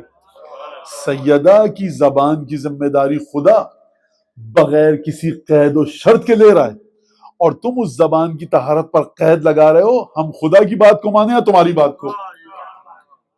لہٰذا یہ اس انداز سے سیدہ نے کے سلسلے میں گفتگو بیان فرمایا جناب امیر نے. اور پھر سیدہ نے جب یہ تعارف کروایا وانا ابنۃ نذیر لکم، میں اس کی بیٹی ہوں جو تمہارے درمیان موجود تھا، میرا بابا چلا گیا، خدا کے عذاب سے ڈراتا تھا. رسول خدا خدا کے عذاب سے ڈراتے تھے؟ صرف رسول خدا خدا کے ثواب کی خوشخبری بھی دیتے تھے. تو یہ کیوں فرمایا جناب سیدہ نے میں اس کی بیٹی ہوں جو خدا کے عذاب سے تم کو ڈراتا تھا؟ کہ دیکھو اب یہاں جو آئی ہوں نا، تو خوب توجہ کیجیے گا. خدا کیا ہے؟ دعا افتتاح آپ سب کو یاد ہے تقریباً جب آپ پڑھتے ہیں الحمدللہ الذی. کیا ہے خدا کی خصوصیت؟ خدا کی خصوصیت یہ ہے کہ موضع نکال و نقمہ اعظم المتجبرین فی موضع نکال و نقمہ فی الکبریاء والعظمہ اشد المعاقبین. خدا بدترین عذاب دیتا ہے جب عذاب دینے کا وقت آئے. وارحم الراحمین فی موضع العفو والرحمہ.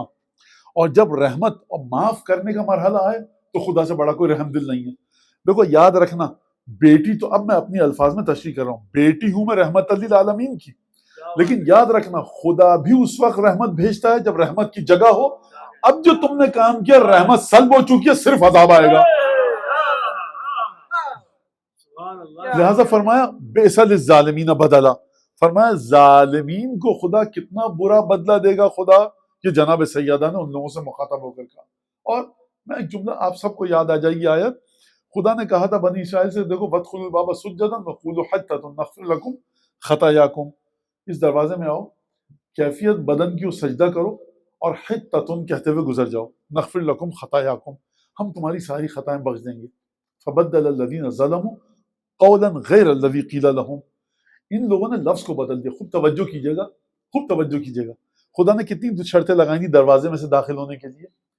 سجدن سجدہ کرتے ہوئے جاؤ, اور قولوا حطۃ بدن کی حالت ہو سجدے کی, عمل ہو سجدے کا.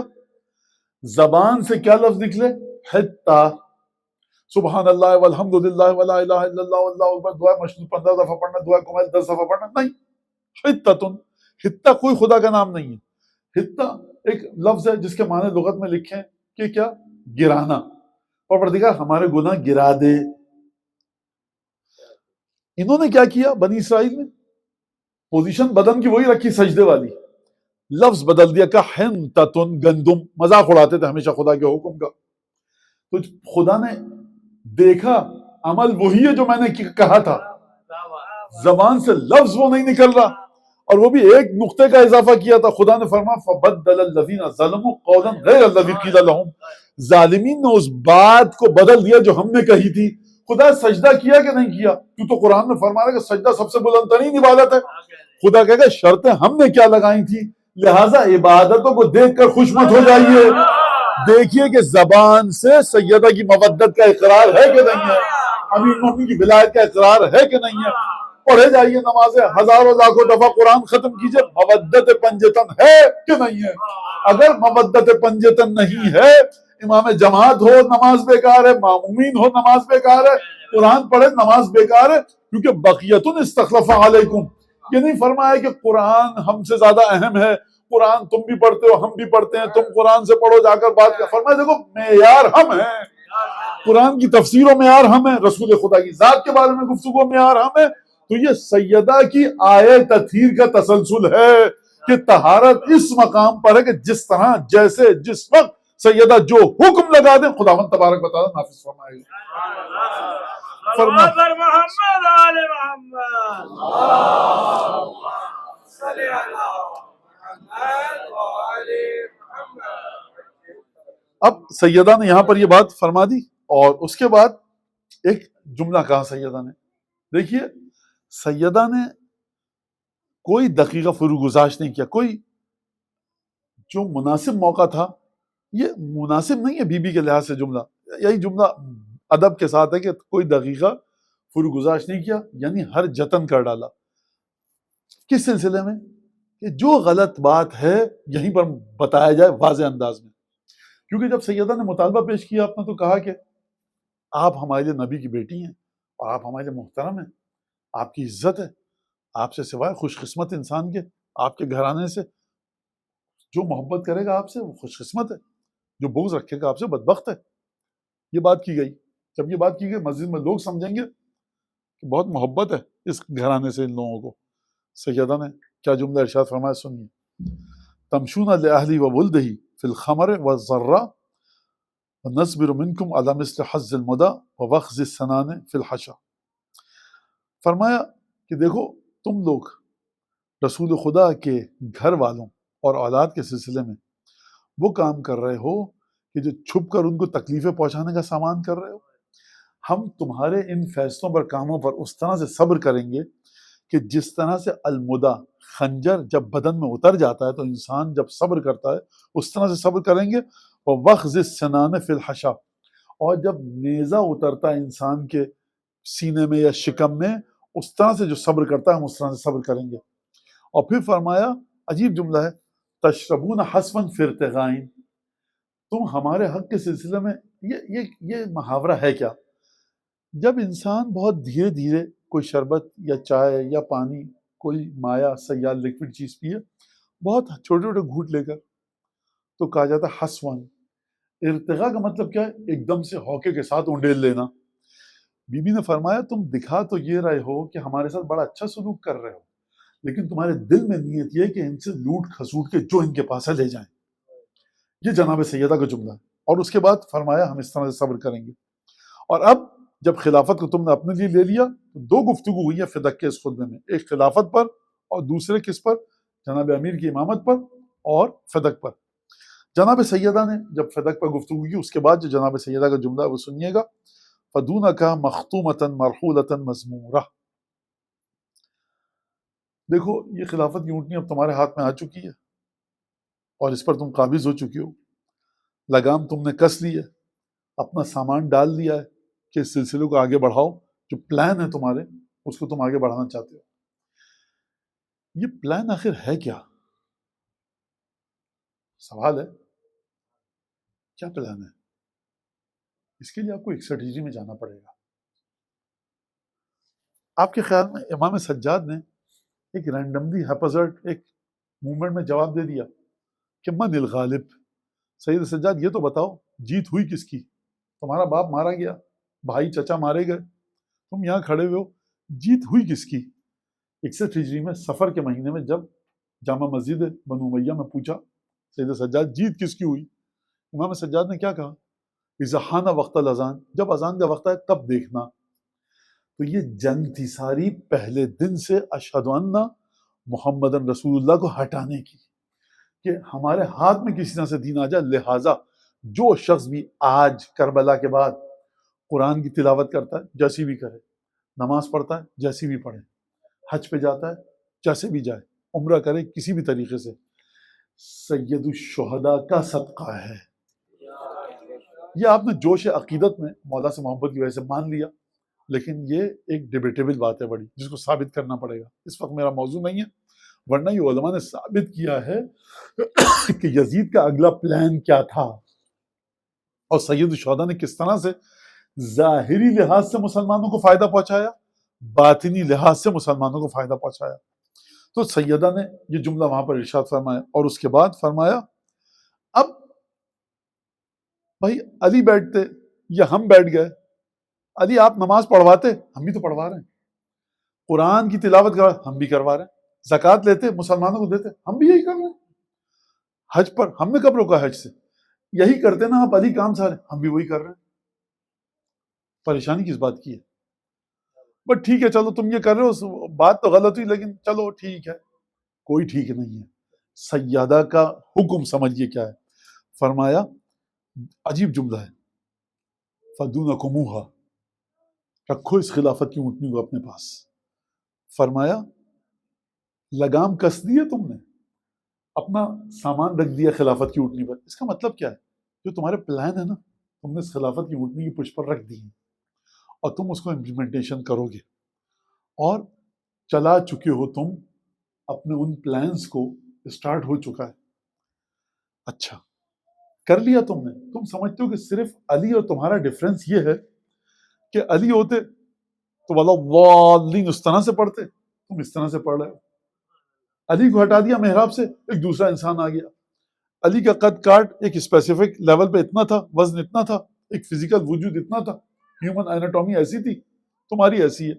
لیکن عمل وہی ہو رہا ہے. چلو ٹھیک ہے اب ہو گیا صحیح ہے، لیکن ان کی اچھائیاں بھی تھیں. یہ جو ہمارے نوجوان بچے نا سنیں، ان کی اچھائیاں بھی تھیں. یا تو اپنے آپ کو اپنی ذہنی سطح کو سیدہ کے مطابق تولیے. کوئی جگہ امیر المومنین کو ہٹا کر اچھائی کی کوئی جگہ ہے نہیں.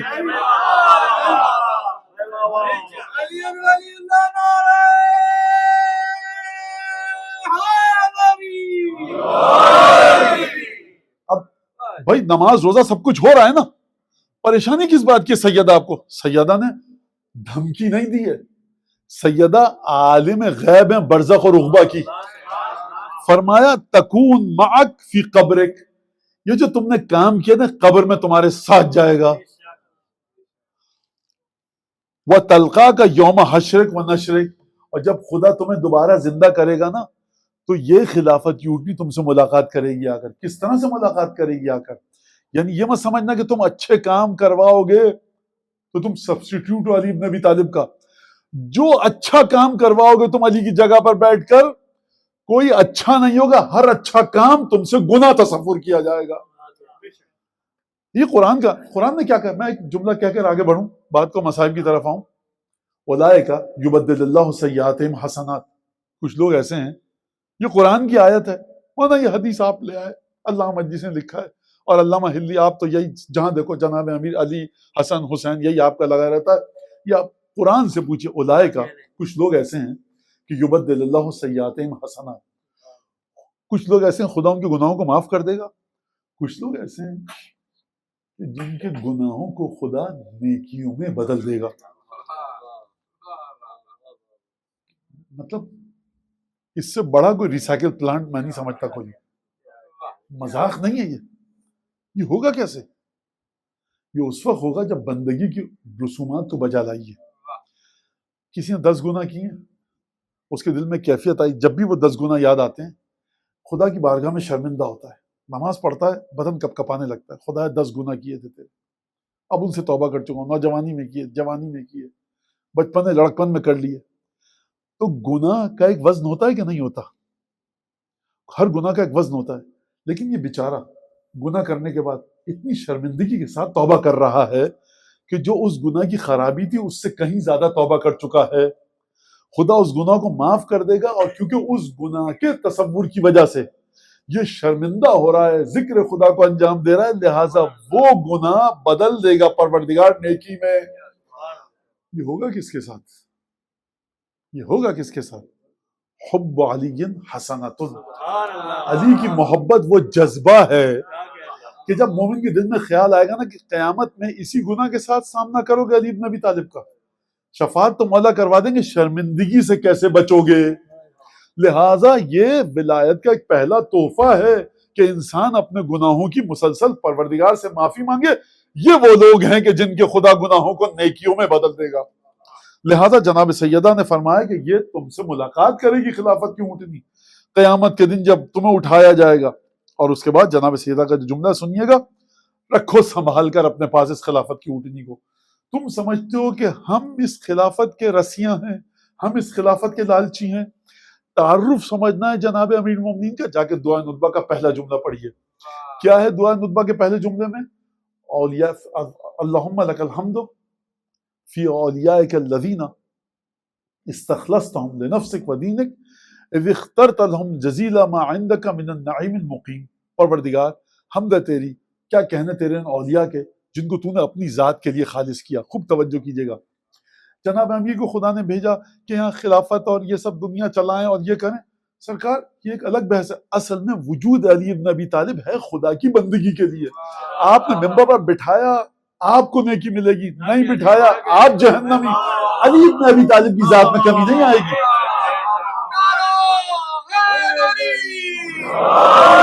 شرطت علیہم الزہد فی درجات ہذہ الدنیا الدنیا وزخرفها وزبرجها فشرطوا لک ذلک وعلمت منہم المصائب.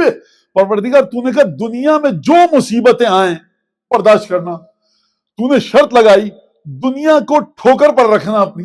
انہوں نے بھی کہا کہ پروردگار جو تو حکم دے رہا ہے ایسا ہی کریں گے. اب چاہے خلافت ہو تخت پر. خوب توجہ کریں بچے، میں باریک بات بتا دوں. ایک جو رسول خدا کے کمالات کا ورثہ ہے، میں اس کی بات نہیں کر رہا، میں ظاہری لحاظ سے تخت پر بٹھانے کی بات کر رہا ہوں. یہ مت سمجھنا کہ علی کو نہیں بٹھایا علی کا نقصان ہوا، ذلت اور رسوائی کے گڑھے میں تم گرے ہو جا کر. لہٰذا پروردگار نے کہا دیکھو یہ دنیا ہے، سب کا سب دنیا ہے. اب جناب سیدہ نے فرمایا کہ تم قیامت میں تم سے ملاقات کرے گا. ذرا ایک درود بھیجیے محمد آل محمد.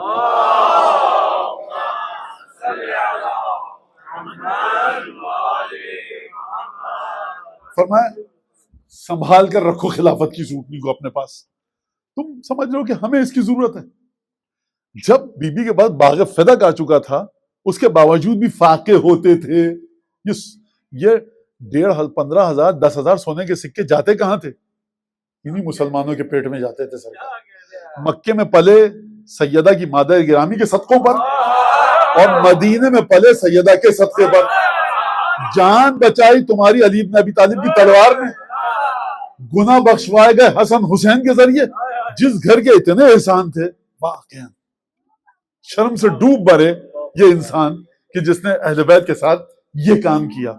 سر اور اس کے بعد قیامت میں دیکھیے سرکار رسول خدا نے فرمایا ہے، رسول خدا کسی کے لیے بد دعا نہیں کرتے.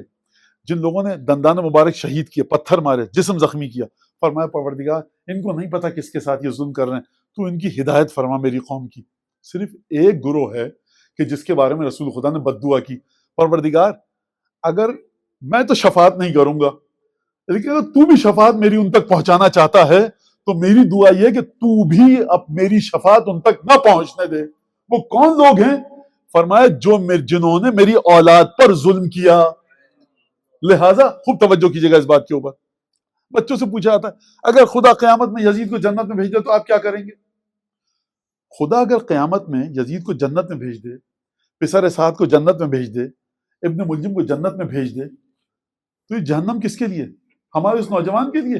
بیچارے نے غلطی سے وہ چیز سن لی، کبھی نماز ایک قضا کر لی، کبھی نامحرم کی طرف دیکھ لیا، توبہ بھی کر لی، کبھی کوئی جھوٹ بول دیا، استغفار کر لیا، ان کو تو خدا بھیج دے جنت میں، اور یہ جو چھوٹے چھوٹے جس نے گناہ کیے یہ جہنم میں رہیں گے۔ کیا اچھا انصاف ہے آپ کے خدا کا۔ لہٰذا بچے ان سوالوں سے پریشان نہ ہوں، جم کر ڈٹ کر ولایت پڑھ رہے ہیں، خالص ولایت پڑھ رہے ہیں۔ اچھا، اس کے بعد فرمایا بی بی نے سنبھال کے رکھو خلافت کی اونٹنی کو اپنے پاس۔ کس طرح سے؟ دیکھو تم سمجھ رہے ہو کہ خلافت نام ہے امت کی سربراہی کا، نہیں، علی ابن ابی طالب کا وجود سبجیکٹڈ نہیں ہے، آبجیکٹیولی واجب ہے۔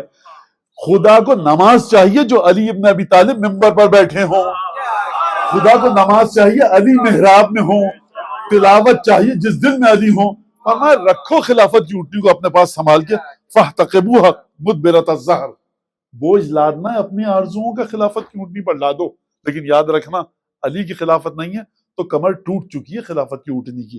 فرمایا مہیزۃ العظم، ہڈیاں اس کی چکناچور ہو چکی ہیں، خوراء القنات، اب دیکھو تم جو بھی نیزے اٹھاؤ گے وہ کمزور ہو چکے ہیں، ناقبۃ الخف، اس کے پیروں میں سوراخ ہے۔ خوب توجہ کیجیے گا، خدا نے کس لیے بھیجا تھا رسول خدا کو؟ کہ دین رسول خدا کو غالب کرے تمام ادیان پر۔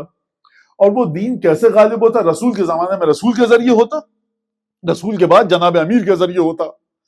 اب تم نے علی کو ہٹا دیا، خلافت کی اونٹنی کو اپنی ملکیت میں لے آئے، تو سمجھ لینا کہ وہ جو دین آیا تھا غالب ہونے کے لیے، اس اونٹنی کے پیر میں سوراخ ہے، ہڈیاں چکناچور ہیں، پشت زخمی ہے، شکستہ ہے، یہ خلافت کی اونٹنی خاک نہیں چلے گی، نہیں چل سکتی آگے۔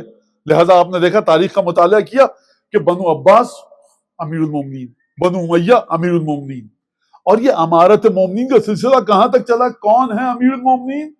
کہ جن کی نمازوں کا کچھ نہیں پتا، جن کے بازار میں، جن کے دربار میں مغنیہ گانے والی خواتین موجود ہیں، جو نجس مشروب پی رہے ہیں، جو تمام حرام کام کر رہے ہیں، امت نے ان کو امیر المومنین کہا۔ عزت والے امیر المومنین کو چھوڑا، ذلت والوں کے پاس گر گئے۔ لہذا پھر اس کے بعد فرمایا باقیت الحال موسوعۃ بغضب الجبار، یاد رکھنا اس اونٹنی کی جو تمہارے پاس ہے، اس کی علامت یہ ہے، اس کا نام یہ ہے غضب الہی، یہ تم عذاب الہی کو خرید رہے ہو۔ موصولۃ بنار اللہ، یہ جو تم نے فیصلہ کیا خدا کے جہنم سے جوڑ چکا ہے تم کو۔ اب بس اگلا آخری یہ میں سنوں گا جو بتاؤں گا آپ کے پاس، اور مسائل کی طرف آتا ہوں۔ فرمایا تم نے وزن رکھ دیا اونٹنی پر، اپنے وزن سے مراد کیا ہے؟ اپنے ارادوں کا وزن پشت ناقے پر رکھ دیا۔ بی بی نے فرمایا لَتَجِدَنَّ وَاللَّهِ مَحْمِلَهُ ثَقِيلًا، دیکھو یاد رکھنا یہ جو تمہارے ارادے ہیں نا، یہ اونٹنی اس کا بوجھ اٹھا نہیں پائے گی۔ آپ نے دیکھا کہاں گئی وہ امامت 50 60 70 80 ہجری کے بعد؟ ہوا کیا؟ کس طرح سے؟ آپ دربار کے واقعات پڑھیے ان کے جا کر، آپ دیکھیے کہ ہوتا کیا تھا، ان کی سیرت کیا تھی۔ یہ بوجھ اٹھا کر نہیں چل سکتی آگے۔ وَغَبَّهُ وَبِيلًا، اور دیکھنا یاد رکھنا اس کا نتیجہ سوائے خدا کی غضب کے کچھ نہیں ہے۔ ابھی تمہاری سمجھ میں نہیں آئے گا۔ فرمایا اذا کشف لکم الغطاء، جب پردے ہٹیں گے نا آنکھوں کے سامنے سے قیامت میں، تب دیکھو گے۔ وبان ما وراءہ الذرہ، جب تم دیکھو گے کہ اس فیصلے کے بعد جو برائی تمہارے سامنے آئے گی تب تمہاری سمجھ میں آئے گا۔ وبدا لکم من ربکم، اور تمہارے سامنے خدا کا وہ عذاب آئے گا ما لم تکونوا تحتسبون، جس کا تم تصور بھی نہیں کر سکتے تھے، وہ عذاب آئے گا۔ یعنی تصور، یعنی گناہ ایسا انجام دیا گیا ہے کہ عذاب کو کوئی کیلکولیٹ نہیں کر سکتا، اور وہاں پر تمہیں بڑا نقصان ہوگا، گھاٹے میں رہو گے۔ اور پھر اس کے بعد جناب سیدہ نے ایک جملہ کہا ہے کہ یہ جو میں خطبہ دے کر آئی ہوں مسجد میں، اب یہ ولایت کا اعلان کیا، یہ جو گناہ تھا اور اس کی جو سزا ہے، اس کا جو کیفر ہے، اس کی جو پاداش ہے، اس کے جو برے نتیجے ہیں، میں جو خطبہ دے کر آئی ہوں یہ میں ان کے کندھوں پر میں رکھ کر آئی ہوں۔ انداز گفتگو کون سا ہے؟ آیا مباہلہ والا، ہم لعنت رکھیں گے۔ بی بی فرما رہی ہیں کیا مطلب ہے اس کا؟ یعنی جناب امیر کی حق کو غصب کرنے کے سلسلے میں بی بی نے جہاں قربانی دی ہے وہاں اپنی ولایت کا بھی استعمال کیا ہے۔ یعنی کیا مطلب؟ پروردگار اتنی بد دعائیں دے کر آئی ہیں کہ سیدہ فرما رہی ہیں میں اس کی ذلت اور رسوائی کو ان کے کاندھوں پر رکھ کر آئی ہوں۔ اور بی بی آپ کے کہنے کی ضرورت کیا ہے؟ جو جناب امیر سے دشمنی کرے خود بخود اس کے اوپر خدا کا عذاب آئے گا۔ بی بی فرمائیں گی ہماری ولایت جائے گی کہاں پر؟ ہمارا مرتبہ جائے گا کہاں پر؟ امام کا حق ہے، صاحب ولایت کا حق ہے۔ لہٰذا تمام کی تمام چیزیں، یہ تھا آیت تطہیر کا تسلسل، زیارت جامعہ کے ساتھ تعلق، کہ اگر بی بی نہ ہوتی آیت تطہیر کا تسلسل آگے کیسے بڑھتا؟ اگر بی بی نہ ہوتی امامت کا تسلسل آگے کیسے بڑھتا؟ اگر بی بی نہ ہوتی رسول خدا کی نورانیت آگے کیسے بڑھتی؟ اگر بی بی نہ ہوتی حسن حسین علیہم السلام کو رسالت مآب نے جو 4 تحفے دیے، کہ حسن کو میں نے اپنی آغائی اور ہیبت دی، حسین کو میں نے اپنی سخاوت اور شجاعت دی۔ اگر نہ ہوتے یہ دونوں رسول کے بیٹے، کیسے رسول کے بیٹے ہیں؟ علی اور فاطمہ کے صدقے میں، علی اور فاطمہ کے توسط سے۔ اہل بیت کی بارگاہ میں بلند آواز سے درود بھیج دیجیے ذرا۔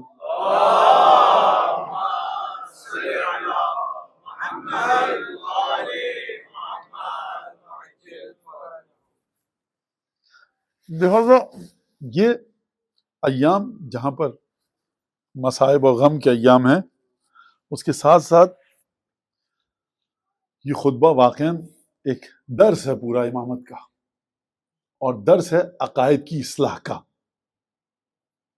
کہ کس طرح سے جناب سیدہ نے کن اشخاص کو، کن شخصیات کو کس مقام پر رکھا ہے، اور کہاں سے اگر کوئی پوچھے کہ بی بی کے مصائب کا آغاز ہوا، تو میں یہ سمجھتا ہوں کہا جائے کہ جب سے شہزادی نے ہوش سنبھالا اور اپنے بابا کو دیکھا گھر میں آ رہے ہیں تبلیغ کر کے، بدن لہو لہان ہے، بالکل کمسن بچی جب اپنے بابا کو اس طرح سے دیکھے گی تو دل پر کیا چھریاں چلیں گی۔ اور پھر اس کے بعد جو سب سے پہلا ایک بڑا دردناک واقعہ ہوا، وہ عام الحزن کا سال، جس سال کو عام الحزن کہا جاتا ہے، وہ کہ جب جناب خدیجہ اور جناب ابو طالب دنیا سے چلے گئے۔ جو کیفیت ہمیں ملتی ہے وہ یہ کہ کانت تلوذ برسول اللہ، رسول خدا کے پاس آتی تھی جناب سیدہ، اور اس کی تشریح میں اپنے الفاظ میں کروں، کبھی دائیں پیر سے آ کر لپٹتی تھی، کبھی بائیں پیر سے، اور آ کر پوچھتی تھی کہ یا بابا جان این امی، میری ماں کہاں ہے؟ خدا نے جبریل کو بھیجا جناب سیدہ کے قلب مطہر کی تسلی کے لیے۔ پھر اس کے بعد جو واقعات پیش آئے کہ سیدہ جب بھی رسول خدا جنگ پر جا رہے ہیں جناب امیر، ایک عجیب اہل بیت کے دل میں ایک کیفیت ہے کہ خدا نخواستہ رسول خدا کو کچھ ہو جائے، جناب امیر کو کچھ ہو جائے۔ اور پھر اس کے بعد اصول کافی میں شیخ کلانی نے روایت نقل کی ہے کہ سب سے خوفناک اور ڈراؤنی رات اہل بیت کے کون سی تھی؟ کہ جب رسول خدا دنیا سے چلے گئے۔ اطول لیلۃ، شیخ کلانی نے روایت نقل کی، سب سے طویل ترین رات تھی۔ کیوں؟ کیونکہ اہل بیت دیکھ رہے تھے کہ نہ کوئی دنیا میں ان کے اب کہیں پر رہنے کی جگہ نہیں ہے۔ خوف اس بات کا تھا کہ جو منافقین مدینہ میں ہیں وہ کبھی بھی رات کی تاریکی میں حملہ نہ کر دیں، حسن حسین سیدہ جناب امیر کو قتل نہ کر دیں۔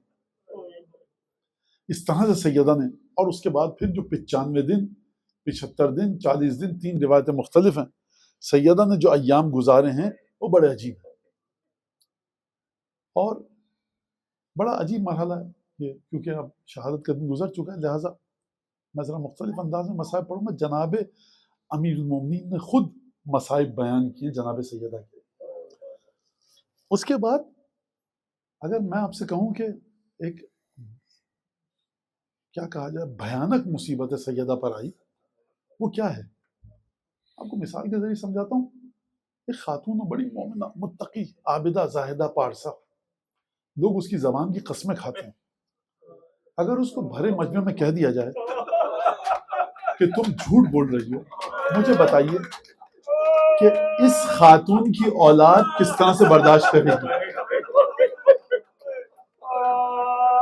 یہ رسول خدا کی قبر مطہر کے کچھ قدم کے فاصلے پر یہ جملہ کہا گیا، اسی دروازے کے پاس کہ جہاں پر سیدہ کی زبان کی قسم خدا نے کھائی. یہ بہت بڑی مصیبت ہے یہ. اور خدا، میں اس وقت دعا کر رہا ہوں آپ حضرات کے لیے کہ جس طرح سے آپ نے اس جملے کو سن کر رد عمل کا اظہار کیا، یقیناً حضرت حجت آپ کو اجر دیں گے. اور پھر اس کے بعد جناب محسن کی شہادت، دروازے کا جلانا، اور اس کے بعد سیدہ کے ساتھ کیا گستاخیاں کی گئی.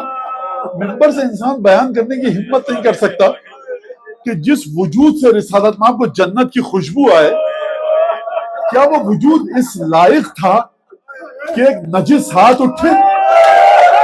کیا وہ وجود اس لائق تھا کہ وہ ملعون تلوار کے غلاف سے حملہ کرے؟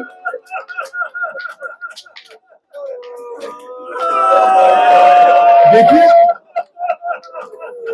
جناب سیدہ آپ کو اجر دیں، حضرت حجت اجر دیں. دیکھیے مصائب کی مشابہت کے ذریعے آپ مصائب کی گہرائی کو سمجھیے. جب رسول خدا کی وفات کا وقت قریب آیا، رسول خدا نے جناب امیر سے کہا کہ علی سوف ینحط رکناک، علی تمہاری شخصیت کے ذات کے دونوں ستون گرنے والے ہیں. کیا ایک ستون میں ہوں، دوسرا ستون سیدہ. جب رسول کو دفن کر چکے تو فرمایا حاضل اول، یہ پہلا ستون ہے، اور کہا دوسرا ستون کہا سیدہ ہیں، جب یہ چلی جائیں گی تو میری شخصیت کے دونوں ستون گر جائیں گے. میں نے کیا عرض کیا؟ مصائب کی مشابہت کے ذریعے مصائب کی گہرائی کو سمجھیے. میں مدد دے رہا ہوں بی بی زینب کی ذات سے. اس وقت آپ تک ایک بات پہنچاؤں گا. دو مقام پر جناب زینب نے مصائب پڑھے ہیں. کس کے؟ سید الشہداء کے. ایک تو قتل گاہ میں جب وہ ملعون گلو مبارک پر چھری چلا رہا تھا، اور دوسرا اس وقت کہ جب آپ قید سے لوٹ کر مدینے آئیں. جانتے ہیں دونوں میں مشابہت کیا ہے؟ دونوں مقامات پر آپ نے رسول خدا کو مخاطب کیا، بی بی زینب نے رسول خدا کو مخاطب کیا. وجہ کیا ہے رسول کو مخاطب کرنے کی؟ کیونکہ نانا جان یہ آپ کا بیٹا تھا. زینب کے در کو رسول خدا سمجھ سکتے ہیں. وہاں پر بھی مدینے کی جانب رخ کیا، قتل گاہ میں رسول خدا سے گفتگو فرمائی. جب قید سے چھوٹ کر آئیں تو روضہ مبارک کے دونوں پٹوں کو پکڑ کر رسول خدا کو کہا نانا آپ کو حسین کا پرسہ دیتی ہوں. یہ وجہ کیا ہے نانا سے گفتگو کرنے کی؟ یعنی نانا جب بھی کسی خاتون پر کوئی برا وقت پڑے، اس کے بھائی اور رشتہ دار مر جائیں تو گھر کے بزرگ آ کے گلے لگاتے ہیں، نانا آپ جا چکے ہیں، میں آپ سے گفتگو کرنا چاہتی ہوں کہ میرے حسین کو مار دیا گیا. اب چلیے، علی مرتضیٰ نے فاطمہ کے جسد مطہر کو اٹھایا، قبر میں رکھا، سنگ قبر رکھا، مٹی ڈالی. جب مٹی ڈال چکے پابندی ہٹ گئی. پھر 95ویں دن علی نے فاطمہ کے سامنے گریہ نہ کیا. اب فاطمہ چلی گئیں، فحول وجهه نحو قبر رسول اللہ، اپنے چہرے کا رخ رسول خدا کی قبر کی جانب پھیرا، زیارت پڑھی، سلام کیا، یا رسول اللہ میرا سلام، آپ کی بیٹی کا سلام، اور ایک جملہ کہا کمر مقیم وہم محیط، یا رسول اللہ سیدہ کی شہادت. آپ سمجھتے ہیں سیدہ کے بازو پر زخم لگا، سیدہ کے پہلو پر زخم لگا، یہ زخم علی بن ابی طالب پر لگا ہے. فرمایا علی امیر المومنین نے یا رسول اللہ یہ وہ زخم ہے جس سے قیامت تک خون رستا رہے گا. یا رسول اللہ میرا دل اپنے قابو میں نہیں ہے، میرا صبر ختم ہو گیا.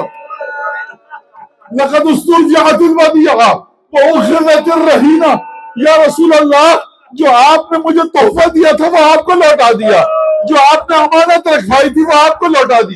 اس جملے کا معنی سمجھے؟ جب بیعہ ہوا تھا نا نکاح جناب امیر کا سیدہ سے، تو بلایا دونوں کو، کہا یا علی ہذہ ودیعۃ اللہ، علی دیکھو میرے الفاظ میں بیٹی نہیں دے رہا، یہ خدا کی جانب سے ایک امانت ہے جو تم کو دے رہا ہوں. جناب امیر نے قبر فاطمہ پر کھڑے ہو کے فرمایا یا رسول اللہ جو امانت آپ نے مجھے دی تھی وہ امانت آپ کو لوٹا دی گئی. میں کہوں گا یا علی اگر رسول خدا یہ پوچھیں گے جب امانت تم کو دی تھی پہلو بھی سالم تھا، بازی پر زخم نہ تھا، پیشانی پر زخم نہ تھا، یہ میری امانت کے ساتھ کیا کیا؟ اس جواب کو دینے کے لیے جناب امیر نے فرمایا اب آپ کی بیٹی آپ کو خود بتائے گی کہ کس طرح میں تظاہر امتک علیہا، آپ کی امت میں متحد ہو کر آپ کی بیٹی پر کس طرح سے ظلم کیا، منعہا حق کہا وہ غصبہا ارثہا، کس طرح سے آپ کی امت نے آپ کی بیٹی پر ظلم کیا. تو جناب امیر نے جملے بیان فرمائے نا تو کہا کہ دیکھیے یا رسول اللہ اتنی آسانی سے فاطمہ آپ کو نہیں بتائے گی. فَعَافِهَا السُّؤَالَ وَاسْتَخْبِرْهَا الْحَالَ، فاطمہ سے کریت کر پوچھئے گا. فَكَمْ مِنْ غَلِيلٍ لَمْ تَجِدْ لَقَصِّهَا سَبِيلًا، کتنے ہی فاطمہ کے کلیجے میں ایسے غم تھے جن کی شدت کی وجہ سے کلیجہ کھول رہا تھا.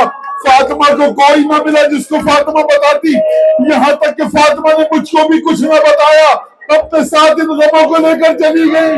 آپ پوچھئے گا، میں کہوں گا یا علی ذرا ایک خبر 5 برس کی اس بیٹی کی بھی لیجئے جو بن ماں کی ہو گئی. حسن حسین کس طرح سے اپنے ایام گزاریں گے؟ زینب